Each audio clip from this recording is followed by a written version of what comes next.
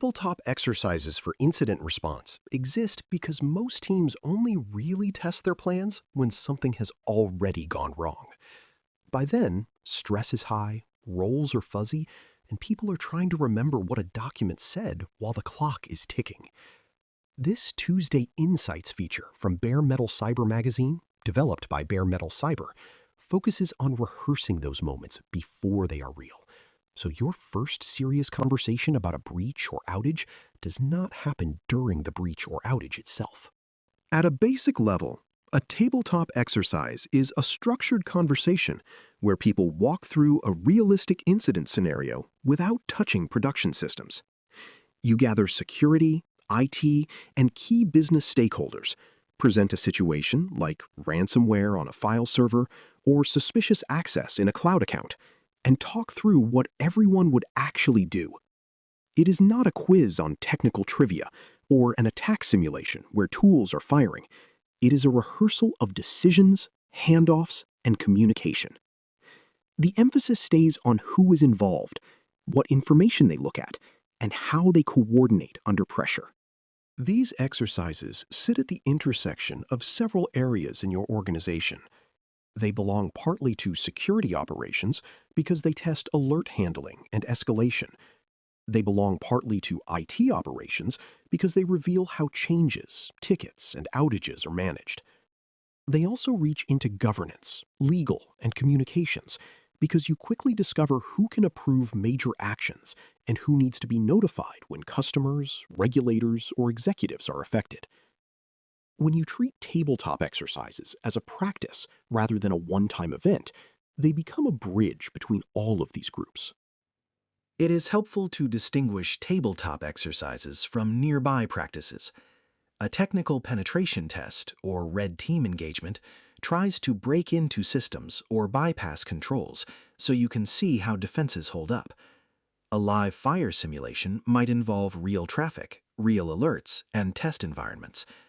A tabletop, by contrast, assumes the problem has already surfaced and asks how your people respond. Traditional training sessions explain concepts. Tabletops apply those concepts to a concrete story. Written runbooks and playbooks describe theoretical steps. Tabletops reveal whether those steps are understood, feasible, and owned by the right people. A good tabletop exercise starts long before participants sit down. Someone sets clear objectives, such as testing a new incident response plan, validating a cloud breach playbook, or onboarding a new team into the process. A facilitator then designs a short scenario that feels familiar to your environment, rather than like a generic case study. The scenario is written in business language, so both technical and non-technical participants can follow it. That way, when the exercise begins, no one is lost in jargon, and everyone can see how the incident would affect real services and customers. During the session, the facilitator sets the tone. They explain that this is a rehearsal, not an exam, and that honest descriptions of current behavior are more useful than polished answers. The scenario unfolds in steps over simulated time. A new alert arrives, a second system is affected, executives start asking questions, customers begin to notice issues, and so on. After each step, the group talks through who acts, what they check, which tools or logs they would look at, and who they inform. The goal is not to argue over every technical detail, but to make the decision paths visible and explicit. Behind this conversation, several assumptions are quietly being tested. The exercise assumes that people know where to find key information, such as contact lists, escalation paths, and current playbooks. It assumes that logs, monitoring, and ticketing are coherent enough that participants feel they can base decisions on real signals rather than guesswork. It also assumes that people feel safe enough to say, "We do not have that visibility today," or "Our current process would be slow here." When those assumptions do not hold, the tabletop exposes important work to be done. Over time, teams discover many practical ways to use tabletop exercises. A simple entry point is taking a common scenario, like phishing that leads to a compromised account, and using it to rehearse a 1-hour response discussion with security, IT, and the help desk. That kind of focused session can quickly uncover missing contact information, unclear approval chains, or confusion about who resets credentials and who communicates with the affected user. Because the scope is narrow, this type of exercise is accessible even for smaller organizations. As confidence grows, tabletop exercises can tackle more complex themes. Some teams design a series of related scenarios that all revolve around cloud misconfiguration, third-party service outages, or insider misuse of access. Others build cross-domain exercises that blend cyber and business continuity, such as an attack on a critical payment system during a peak period. These richer sessions help leaders see how technology decisions ripple into customer impact, regulatory obligations, and public communications. They also highlight patterns that keep reappearing, such as delayed decisions at one level of management or recurring gaps in log data. The strengths of tabletop exercises show up in the human side of incident response. They are excellent at revealing whether roles are clearly understood, whether people know how to reach each other, and whether there is shared understanding of priorities when trade-offs are needed. Because the conversation unfolds at the pace of people talking, participants notice where they hesitate, which questions stall the group, and which approvals are unclear. That awareness can then be turned into updated plans, clearer ownership, and better communication templates. These exercises are also relatively low cost and flexible. You do not need lab environments or specialized gear to run one. A facilitator, a realistic scenario, a time box, and the right mix of people are usually enough.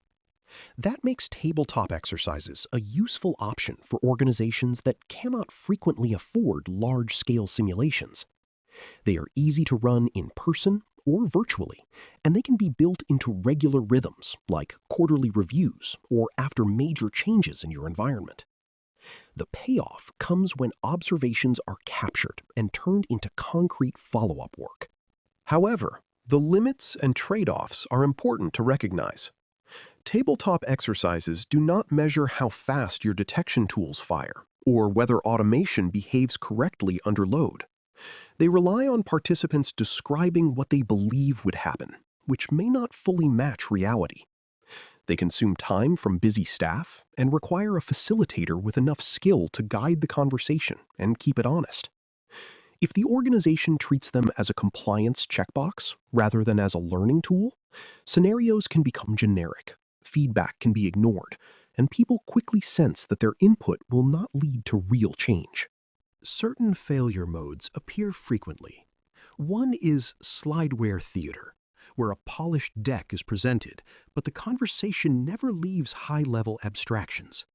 People talk about the team doing things, without naming who actually sends the message, approves the shutdown, or calls the vendor. Another failure mode is holding tabletop exercises only within the security group. Without IT operations, legal, communications, and business stakeholders, you miss the very handoffs and decision points that cause friction during real incidents. A more subtle problem is fear of blame, which encourages participants to describe idealized behavior rather than what actually happens today. Healthy tabletop programs look different. They have a rhythm, such as biannual or quarterly sessions that people expect and plan around. 8 people are invited for each scenario, including decision makers and external partners where appropriate. At the end of each session, there is a debrief that produces a short list of specific actions, each with a named owner and a realistic deadline. Those actions feed into updates to playbooks, training, tooling, and sometimes policy.